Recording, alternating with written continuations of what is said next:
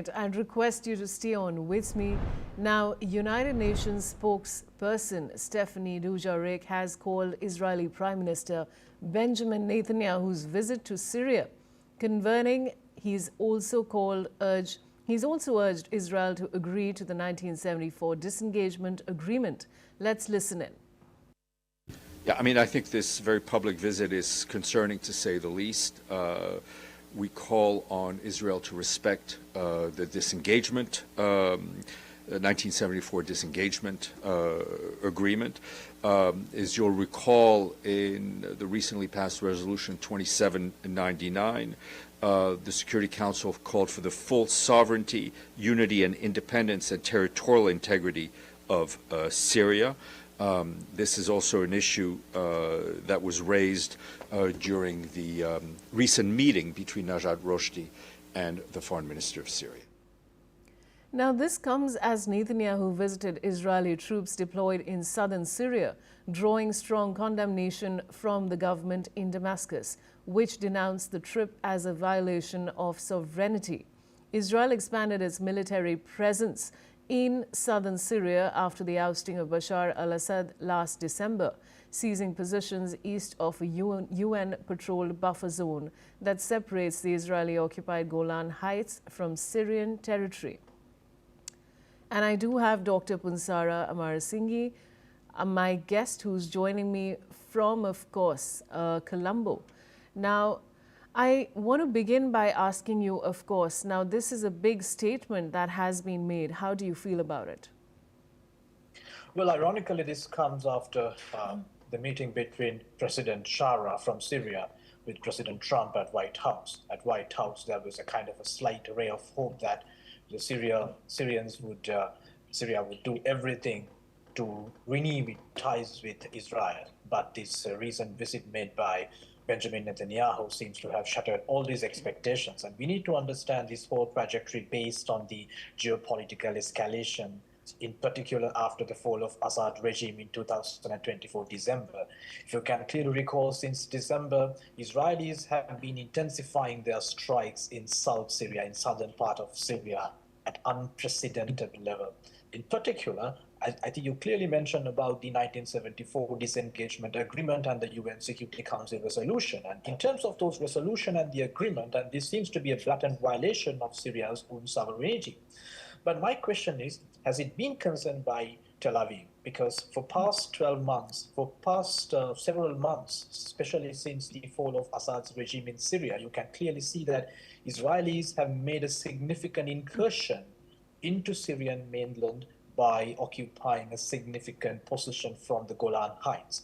So if this continues, in my opinion, the renewing the ties between two countries, between Damascus and Jerusalem, seems to be highly unlikely. All right. I'd also like your comments on Israel expanding its military presence in southern Syria after the ousting of Bashar al-Assad last December. Right.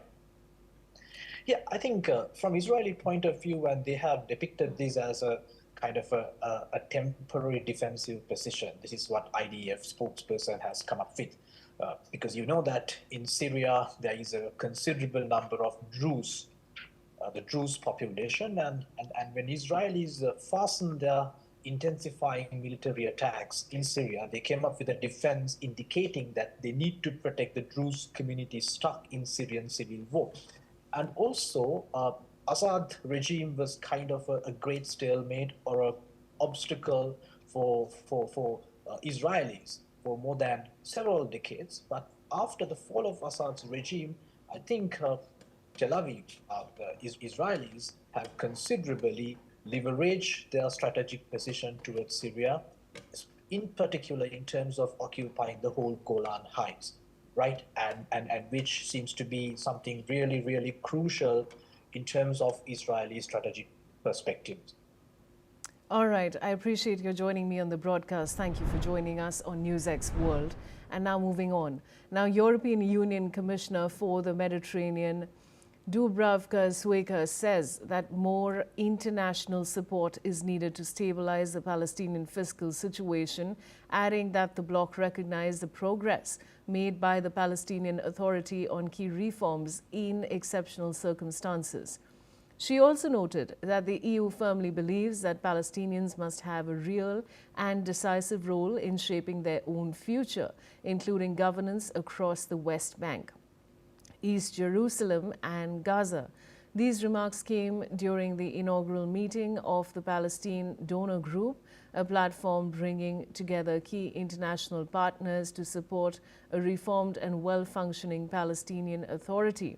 The group was established as part of the EU's $1.6 billion multi-annual comprehensive program for Palestinian recovery and resilience and aims to coordinate financial support and monitor the implementation of the Palestinian Authority's reform agenda, with a focus on fiscal stability, governance, and economic recovery in the West Bank and Gaza. Let's listen to what Dubravka Sueka had to say. Our financial support is linked to the Palestinian Authority reform agenda, which, of course, they committed to implement. We see these reforms as a prerequisite for a viable two-state solution, which is our ultimate goal. As said, our EU support is substantial, but we need further international support to stabilize the Palestinian fiscal situation. Our message was clear. Mr. Prime Minister, you are not alone in this endeavor. We recognize the progress achieved on key reforms under exceptional circumstances. We support your commitment to the reform agenda, in particular on fiscal, economic and governance reforms. The social protection and education reforms remain crucial. More work remains to be done in these areas. It is essential that we remain firmly committed to this path with determination and in full transparency. Now, at least 3 people have died following a powerful earthquake in Bangladesh. The 5.7 magnitude quake struck at 10:38 a.m. local time near Narsindi, roughly 33 kilometers from the capital Dhaka, according to the U.S. Geological Survey reports. Authorities are assessing the damage and responding to affected communities. A wave of protests in support of the banned group Palestinian Action are underway in the cities and towns of UK. According to the UK police, 47 people were arrested in London outside the Justice Ministry, and they were charged and sentenced under the UK terrorism laws, as this could end them up in prison for up to 6 months. There were demonstrations across 20 towns and cities, with about 142 people being arrested out of 240 demonstrators. Earlier in June, more than 2,000 people have been arrested since Palestine Action was banned in July as a terrorist group, making it illegal to voice or show any support for them. And that's a wrap on Gulf Today. Keep watching NewsX World for more news and updates from around the world.